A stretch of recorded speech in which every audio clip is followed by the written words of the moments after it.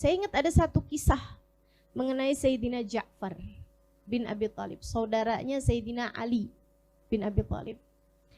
Sayyidina Ja'far itu dari awal Islam, gak lama Nabi perintahkan buat hijrah.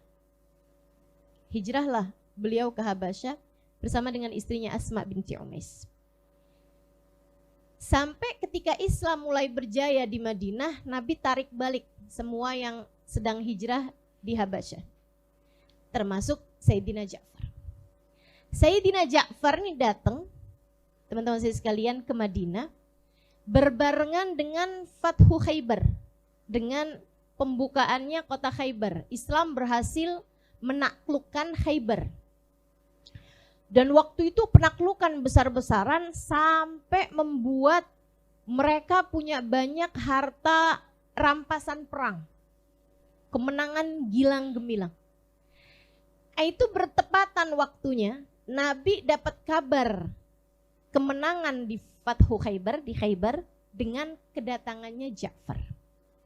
Ibu-ibu saudara sekalian, Sayyidina Ja'far nih semasa hidup di Habasyah, yang diingat-ingat baginda Nabi terus-terusan, kangen terus. Jadi begitu boleh pulang ke Madinah, kangennya udah tidak terbendung lagi. Begitu Sayyidina Ja'far datang, Nabi Muhammad yang waktu itu lagi ada di serambi masjid keluar menyambut Ja'far dengan setengah berlari. Nabi kemudian mengatakan salah satu ucapan yang terkenal, lakudum Ja'far ahabbu ilayya min fathi Khaybar. Kata Nabi Muhammad, sungguh kedatangannya Ja'far lebih aku sukai daripada kabar kemenangan Fathu Khaybar. Itu Sayyidina Ja'far dari senengnya dengar kalimat tersebut, kayak serasa di awang-awang kabarnya beliau sampai joget depannya Nabi Muhammad. Dari girangnya, senengnya gitu. Insya Allah, kedatanganmu wahai Ja'far lebih aku senangi daripada kabar tentang kemenangan Khaybar. Sehingga sekalian saya muliakan, Nabi sayang sama Ja'far, Ja'far sayang sama Nabi Muhammad. Akan tetapi nih di dunia ini, sayang, cinta, rindu, rasa apapun antara manusia dengan manusia yang lain, semuanya punya masa kadaluarsa. Ada masa habisnya. Entah dia yang meninggalkan kita, entah kita yang meninggalkan dia. Kematian datang menjemput, mufarriq bainal ahbab, memisahkan seseorang dari yang dia cintai. Salah satunya Ja'far. Datang masanya perang Mu'tah di Jordan sana. Saya udah sampai sana nih. Mudah-mudahan teman-teman yang lain juga disampaikan ke Mekah, Madinah untuk berziarah ke makam Nabi Muhammad, untuk mengerjakan umrah ataupun haji insya Allah, dan disampaikan pula berziarah ke makam para nabi-nabinya Allah, para wali-walinya Allah di berbagai macam negara insya Allah. Amin ya rabbal alamin. Saudara sekalian yang saya muliakan, di Mu'tah di Jordan sana itu ya, Nabi Muhammad mengirimkan pasukan. Tapi memang luar biasa Nabi kita ini punya pandangan yang jauh lebih panjang daripada pandangan orang normal. Kenapa? Fa innahu nurullah. Jangan lupa, Nabi Muhammad adalah cahaya Allah. Sehingga beberapa hari sebelum Nabi mengutus pasukan ke Mu'tah, Nabi mengumpulkan para pasukan tersebut, ada ribuan orang. Nabi kemudian memberikan pesan tentang siapa nih panglima perangnya. Nabi Muhammad bilang, wahai Zaid, peganglah bendera perang padamu. Kalau ada sesuatu sama Zaid, bendera perang dipegang sama Ja'far bin Abi Thalib. Kalau ada sesuatu sama Ja'far, bendera perang dipegang kepada Abdullah bin Rawaha. Kalau ada apa-apa sama Abdullah bin Rawaha, silahkan bendera perang dipegangkan oleh siapapun yang menurut kalian mumpuni untuk itu. Itu nggak pernah tuh. Ada perang, jenderalnya, pimpinan perangnya 3 orang. Nggak pernah. 3 orang itu pun juga bukan semuanya jadi panglima perang di saat bersamaan, tapi bergiliran. Mana ada nih kita milih misalnya gitu ya, milih presiden. Jadi kita pilih presiden ya untuk masa 5 tahun, tapi kalau presiden ini dia ada kenapa-napa ntar dipegang sama presiden kedua. Kan nggak pernah kayak begitu kan? Nah, ini Nabi Muhammad untuk masa perang yang hanya beberapa hari, Nabi Muhammad kasih jenderalnya, pimpinan perangnya 3 orang. Secara berurutan. Zaid bin Haritha, Ja'far bin Abi Thalib, Abdullah ibn Rawaha. Semua sahabat yang mendengar itu udah langsung paham. Artinya 3 orang ini gak akan pulang bawa nyawa. Termasuk Ja'far. Yang baru beberapa bulan barengan sama Nabi Muhammad. Ja'far, saya bayangin andai cintanya cinta pakai nafsu. Saya bayangin andai Ja'far itu mengerjakan ibadah khidmah kepada Allah dan Rasulnya pakai nafsu. Pasti Ja'far bakalan datang kepada Nabi Muhammad sambil bilang, Rasul kan kita baru ketemu nih. Kenapa enggak yang lain aja sih gitu. Apakah engkau memang tidak menginginkan untuk bersama denganku ya Rasulullah? Hingga kau utuskan aku pergi berperang sementara engkau tahu bahwa di sana saya tidak akan terselamatkan. Enggak ada. Ja'far beribadah tanpa hawa nafsu. Berkhidmah tanpa hawa nafsu. Sami'na wa ata'na, dan menjadikan apapun penghalang taat dia singkirkan. Nih teman-teman, kita nih banyak rusaknya ini kadang-kadang sama hal-hal yang seperti ini. Gak usah jauh-jauh. Saya tadi masuk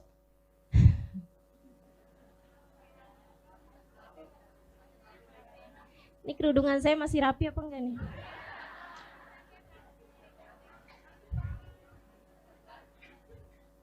Kadang-kadang jari ini pada misah. Yang 2 jari dipegang sama siapa, yang 2 jari pegang sama siapa.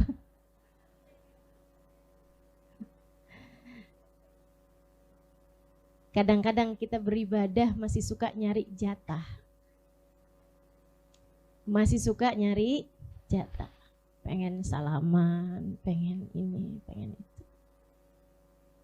Sedikit sekalian yang saya muliakan, mudah-mudahan Allah terus ngajarin kita. Biar ngerti caranya ibadah tanpa nyari jatah. Biar ngerti caranya khidmah tanpa mencari bagian.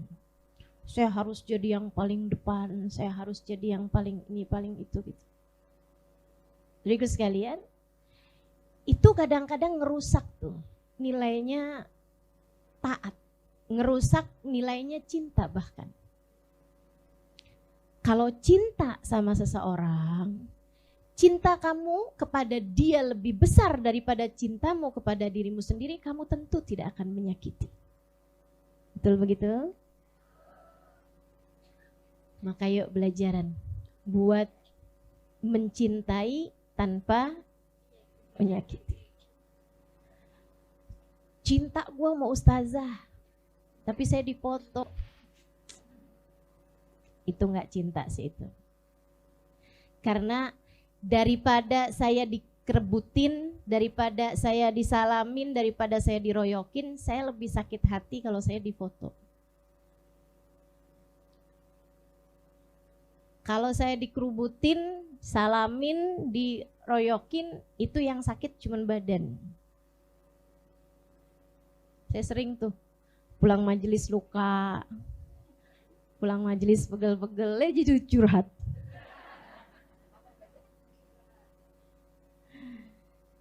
Sehingga sekalian, tapi kalau saya difoto sakitnya tuh di sini. Dalam hati saya, sakit hati itu kan lebih sakit daripada sakit badan. Emang kenapa ada ustazah orang difoto doang? Fotonya dilihat suami kamu, ya Allah. Sakit hati saya. Saya cuma sedang belajar buat bisa jaga diri untuk tidak dilihat dan tidak melihat laki-laki. Saya berharap kalian menyayangi saya dengan membiarkan saya dan ikut serta menjaga saya, insya Allah. Sehingga sekalian, kembali lagi kepada Sayyidina Ja'far. Cinta tanpa tapi. Jadi karena cintanya kepada Nabi Muhammad lebih besar daripada cinta Ja'far kepada dirinya sendiri. Membuat Ja'far begitu Nabi Muhammad yang minta, dia tahu aku akan merenggang nyawa di sana. Gak masalah. Dia gak sampaikan kepada istrinya kabar duka itu pun dia punya 4 orang anak masih kecil-kecil semuanya. Kayak bedanya setahun, 2 tahun gitu. Teman-teman sekalian, Ja'far pun tidak menyampaikan kabar duka itu kepada anak-anaknya. Mungkin yang paling besar masih bisa gitu, dikasih tahu. Enggak gitu. Dia hanya pelukin anaknya di malam dia mau pergi itu. Dia hanya pamitan kepada istrinya. Dia kasih tahu sebagaimana yang biasa dia lakukan kalau mau keluar kota. Ini harta saya, kalau ada apa-apa, saya nggak punya utang sama orang, gitu kan? Kasih tahu. Jagain anak kita, deketin ke Nabi Muhammad, kan udah enak nih, udah ada di Madinah, Nabi Muhammadnya deket. Dia pesen-pesen kepada istrinya mikirnya cuman namanya orang mau keluar kota, memang sunnahnya buat wasiat. Kemudian anak-anaknya semua dipelukin sama dia. Ayah sayang sama kamu, nak. Ayah sayang sama kamu. Saudaraku sekalian, saya muliakan, taat tanpa tapi, cinta tanpa syarat, mencintai Nabi lebih daripada cinta mereka kepada diri mereka sendiri. Ini yang saya sangat minta kepada Allah SWT untuk diri saya dan untuk semua yang hadir di majelis ini. Semoga Allah karuniakan. Mencintai Nabi Muhammad lebih besar daripada cinta kita kepada diri kita sendiri. Saudaraku sekalian yang saya muliakan, berangkat Ja'far bersama dengan pasukan yang lain. Beberapa hari kemudian, saudaraku sekalian, Nabi kan gak ikutan perang nih. Yang ikutan perang berapa ribu orang itu aja yang diutuskan Nabi. Ternyata di peperangan tersebut, ketika mereka sudah menghadapi orang-orang Mu'tah, orang Mu'tahnya dibantu, datang rombongan pasukan dari daerah yang lain, dari negara yang lain bahkan. Kalau saya nggak salah ingat dari Rustam ya, dari Kaisaran Romawi itu ya. Saudaraku sekalian, akhirnya pasukan Islam tuh jadi kayak kuah yang direbutin, jadi kayak makanan yang diperebutkan sama orang banyak. Kocar kacir pasukan Islam. Hari itu Zaid bin Harithah bawa bendera perang, dikawal sama Ja'far di belakangnya. Terus Ja'far mepet terus kepada Zaid bin Harithah karena ingat pesannya Nabi besar Muhammad SAW. Saudaraku sekalian, Zaid bin Harithah kemudian terpenggal, maksudnya terkalahkan, tumbang, mati. Sebelum Zaid jatuh terkapar di atas muka bumi, bendera tersebut sebelum sampai ke tanah disambar sama Ja'far di atas kuda. Dia bawa bendera perang tersebut. Saudaraku sekalian, dia melawan pasukan dengan gagah berani sampai kemudian tangannya satu, yang sebelah kiri, yang asalnya pegang bendera, tangan yang sebelah kiri kena tebasan pedang, putus tangannya. Ja'far punya pilihan, pegang pedang ataukah pegang bendera. Apa yang dia lakukan? Dilepaskannya pedang, dia pun pegang bendera dengan tangan kanannya. Sampai kemudian salah satu pedang itu mengenai kudanya. Ja'far turun dari kudanya, dia pegang bendera perang dengan tangan kanannya. Salah satu pedang tersebut kemudian mengenai tangan kanannya. Ja'far berusaha memegang dengan darah yang terus mengalir dari kedua tangannya. Dia pegang bendera tersebut dengan sisa lengannya. Sampai kemudian Ja'far dengan segala macam pedang mengarah kepadanya. Ia pun kemudian jatuh terduduk di tanah. Dan sebelum dia meninggal dunia, tewas meninggal dunia, Abdullah bin Rawahah mengambil benderanya. Ja'far tak lama kemudian tewas bersimbah darah dengan luka yang sangat banyak di sekujur tubuhnya, dengan darah yang memenuhi seluruh tubuhnya. Saudaraku sekalian yang saya muliakan, Nabi tentu tidak hadir pada perang tersebut. Akan tetapi dari Madinah, Nabi Muhammad yang sedang berkumpul hari itu dengan para sahabat, Nabi Muhammad menceritakan detail peperangan seolah-olah Mu'tah sedang dibentangkan di hadapan matanya. Kayak lagi live streaming. Nabi cerita. Sekarang bendera dipegang sama Z. Aduh, Z terluka. Aduh, Z meninggal. Benderanya diambil sama Ja'far. Ja'far tangannya tertebas pedang. Pedangnya fulan, sebutin nama Nabi Muhammad tuh. Siapa yang bunuh, siapa yang menghunuskan pedang kepada Ja'far. Semuanya lengkap. Nabi Muhammad menceritakan kisah peperangan tersebut. Sampai kemudian Nabi Muhammad bilang, ya Ja'far meninggal dunia. Ustushida Ja'far, ustushida Ja'far. Ja'far syahid, Ja'far syahid. Sekarang benderanya dipegang sama Abdullah bin Rawahah. Saudaraku sekalian yang saya muliakan, Nabi gak lama kemudian ngelihat ke atas langit. Karena memang di luar Nabi waktu itu sedang berada. Nabi lihat ke atas langit, kemudian Nabi Muhammad bilang gini, Wa'alaikassalam ya Ja'far. Wa'alaikassalam ya Ja'far. Wa'alaikassalam ya Ja'far wa rahmatullahi wa barakatuh. Sahabat keheranan, kenapa gitu Rasul? Ja'far ketika rohnya dibawa oleh para malaikat, malaikat menawarinya, wahai Ja'far, kami diperintah Allah. Ini kelas-kelas VIP nih. Kelas VIP. Kelas VIP nih urusannya urusan langit teman-teman. Gak usah terlalu kejar kelas VIP dunia. Saudaraku sekalian yang saya muliakan, kamu kalau di VIP-kan di dunia dan ternyata di akhirat sana kamu tidak selamat, bukankah semakin malu? Betul?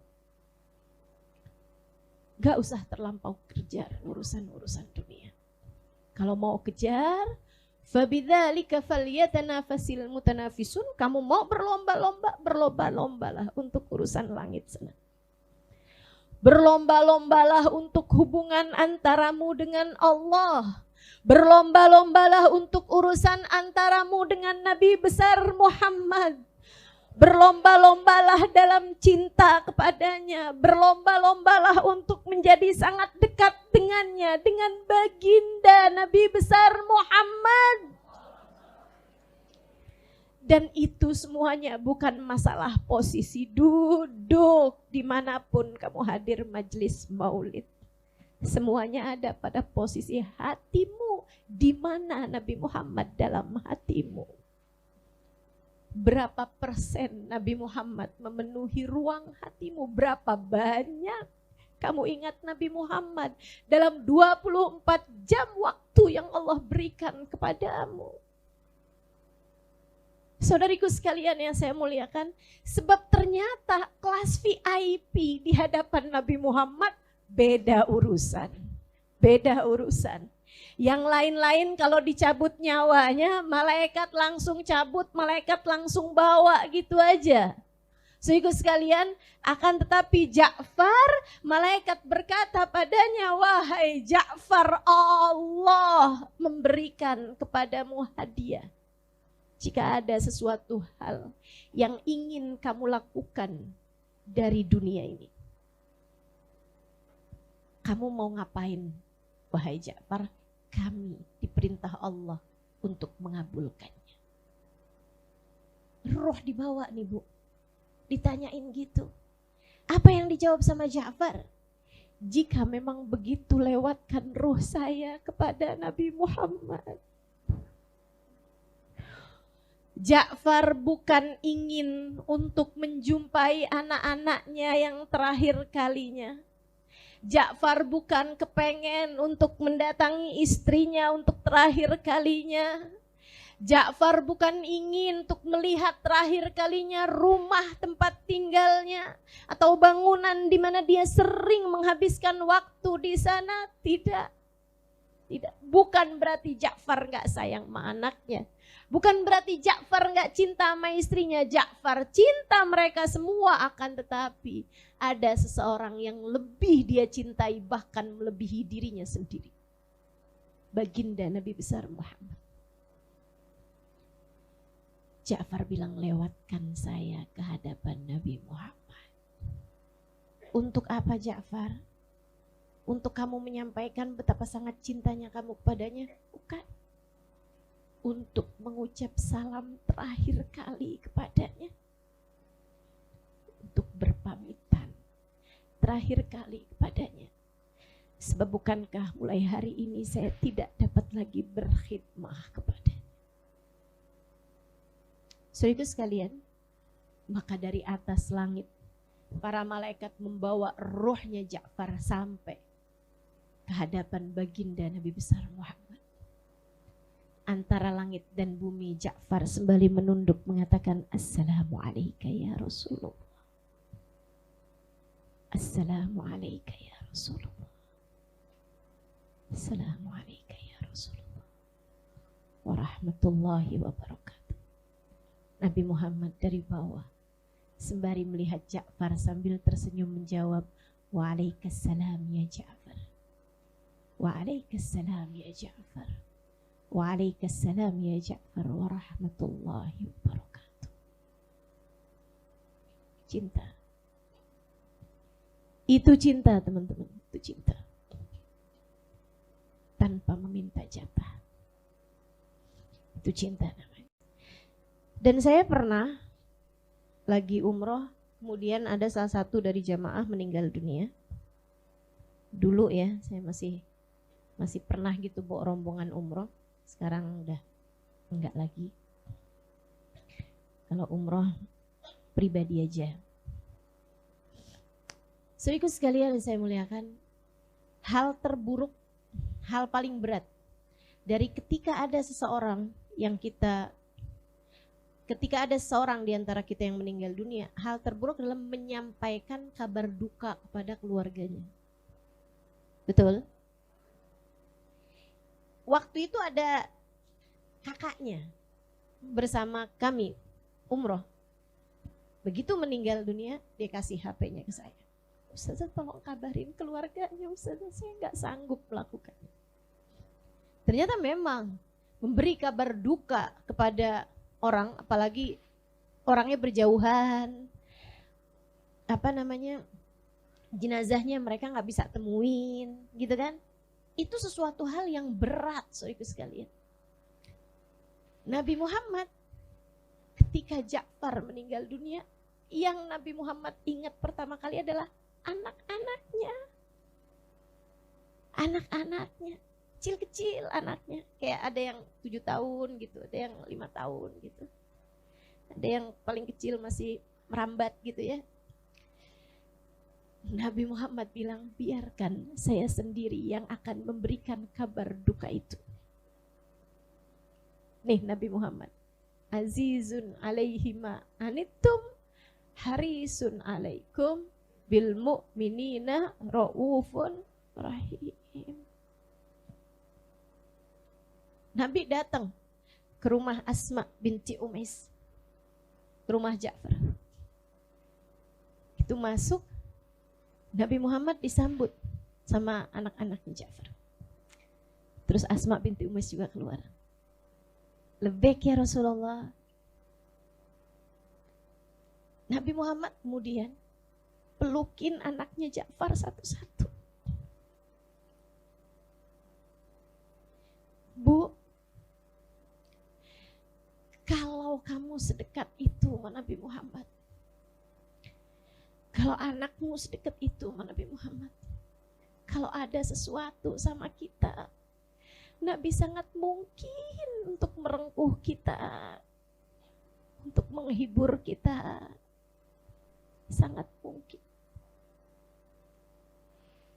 Sebab memang secinta itu Nabi sesungguhnya kepada umatnya.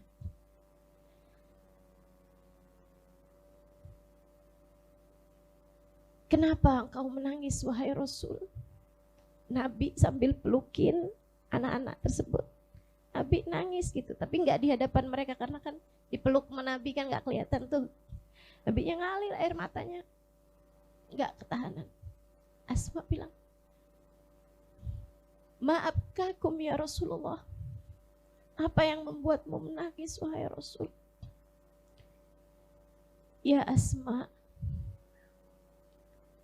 ala Ja'far bin Abi Thalib, atas apa yang terjadi pada suamimu Ja'far bin Abi Thalib. Innahu stushhid ya Rasulullah.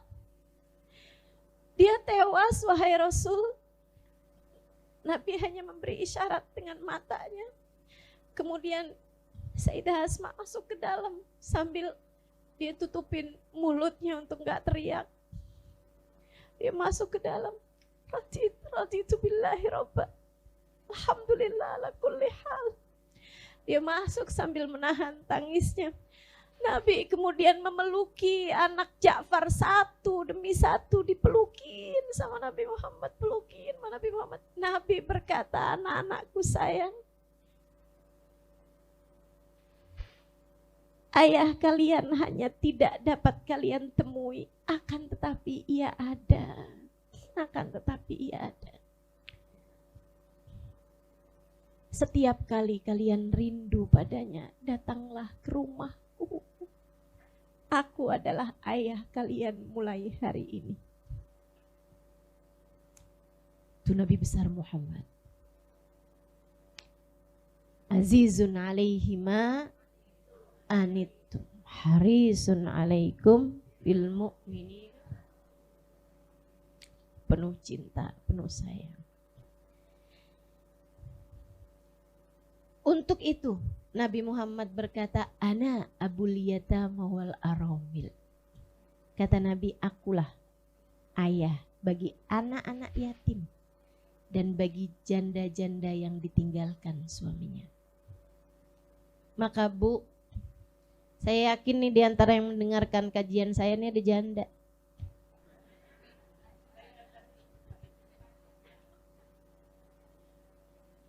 Janda meninggal.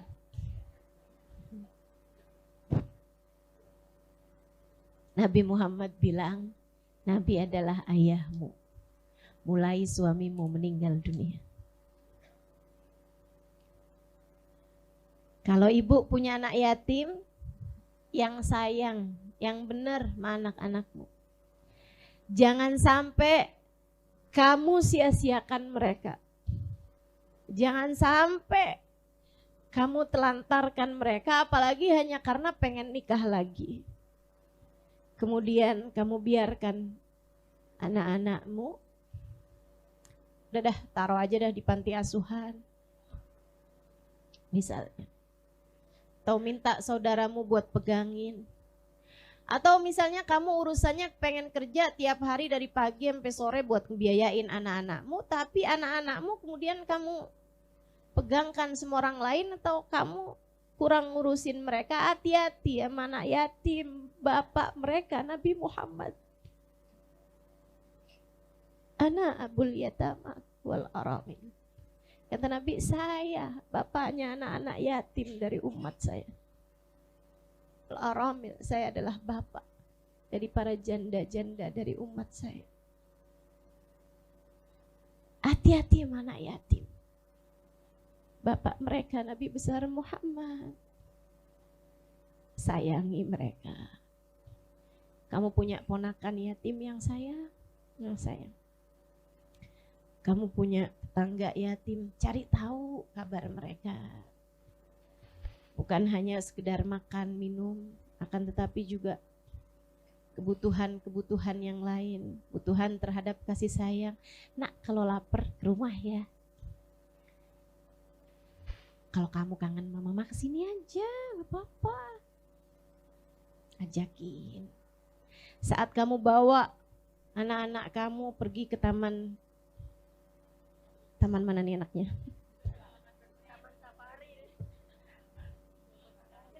Taman safari. Ajakin tuh anak yatim. Gede manfaatnya.